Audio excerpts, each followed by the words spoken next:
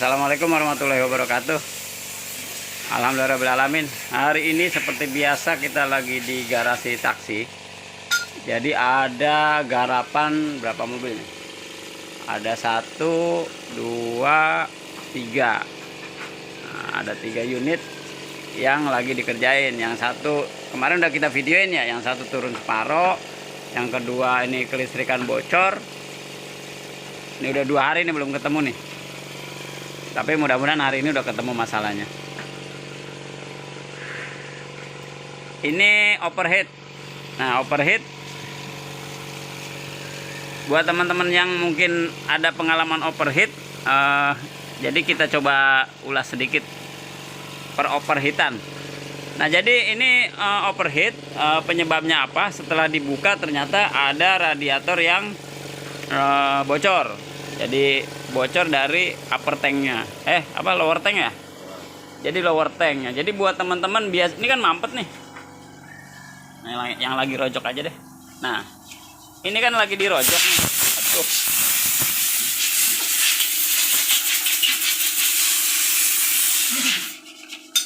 Nah, ini lagi dirojok nih sama Abah Min.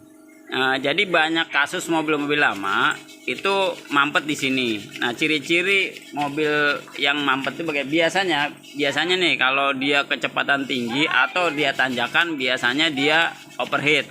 Tapi kalau di jalan datar nggak macet biasanya dia nggak overheat. Itu rata-rata gitu. Kalau dari Kalau dari tutupnya dilihat aja. Kalau dia misalnya nggak muter berarti kemungkinan mampet. Itu rata-rata seperti itu. Nah, lebih enaknya ya memang ke bengkel diceknya. Nah, rata-rata satu mampet. Terus kalau airnya habis ya bisa jadi dari upper tank atau lower tank. Jadi ini di sini. Nah, jadi ini yang diganti. Memang ini bisa diganti. Tapi kalau memang misalnya kondisinya parah, mendingan ganti satu set. Satu set tuh kisaran di 800.000. Nah, kalau ganti ini sekalian rojok itu habis kisaran sekitar 400 lah. 400.000, bisa jadi lebih malah, karena ininya aja hampir 200 ribuan nih, 250-an. Jadi lower tanknya atau upper tanknya kisaran 250.000, belum rojoknya bisa jadi 500. Makanya ketika ada kasus ini antara dua pilihan, lebih baik ganti baru atau dirojok kayak gini. Ngerojok aja kan 350 kalau ngerojok. Nah, dirojok nanti ganti ini dirapihin lagi. Nah, seperti itu. Nah, jadi teman-teman yang ngalamin air habis itu biasanya nih kayak gini nih. Nah, ini kan nih air kelihatan. Nah, jadi yang pertama kali dicek adalah radiator itu ada kebocoran apa enggak. Nah, kalau misalnya terus dari selang dicek juga nih dari sambungan-sambungan ini. Itu ada kebocoran apa enggak. Terus dicek juga di sambungan sini. Di sambungan di segitiga nih. Segitiga atau di banyak kasus juga di mana Pak Arifin, selang buntu. Mana dia selang buntu? Enggak kelihatan ya. Nah, jadi selang buntu. Jadi banyak kasus semuanya udah rapi, selang buntu. Ada di selang buntunya ya tadi rembes lah. Kadang-kadang nggak netes tapi dia rembes. Cuman kan netesnya jarum, kalau dia posisi panas dia nyembur. Nah, kalau itu udah semuanya nggak masalah, nah terakhir adalah di headnya kalau airnya habis. Misalnya overhead karena airnya habis. Jadi ada 2 overhead, airnya habis atau memang dia sirkulasinya nggak benar.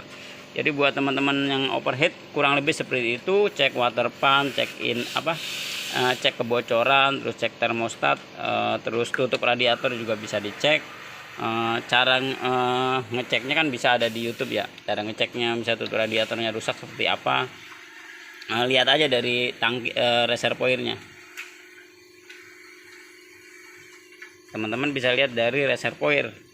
Nah, kurang lebih seperti itu. Nah, untuk kalau teman-teman gejala overheat ya jangan dipaksa. Teman-teman diemin dulu sekitar 15 menit 20 menit baru dicek radiatornya, baru dicek airnya, diisi ulang. Nah, cari bengkel terdekat supaya nggak kerusakan, nggak nambah. Kurang lebih seperti itu buat yang teman-teman ada kerusakan di overhead.